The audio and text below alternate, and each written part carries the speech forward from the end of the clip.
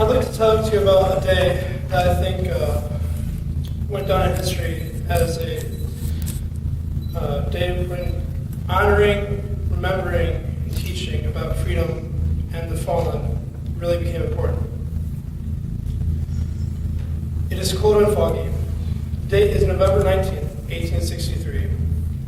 A man dressed in black and wearing a tall silk hat mounts his horse and begins a procession through crowded streets to a cemetery.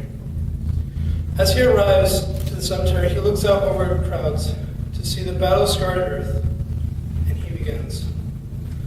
47 years ago, our fathers brought forth on this continent a new nation, conceived in liberty and dedicated to the proposition that all men are created equal. Now we are engaged in a great civil war, testing whether that nation or any nation so conceived and so dedicated can long endure.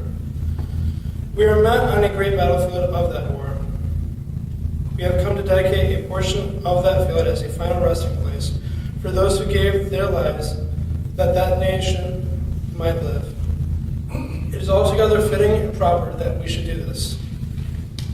But in a larger sense, we cannot dedicate, we cannot consecrate, we cannot hallow this ground.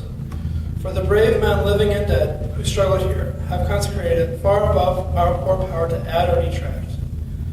The world will little know nor long remember what we say here, but it can never forget what they did. It is for us, so living rather, to be dedicated here to their unfinished work which they who fought here have thus far so nobly advanced.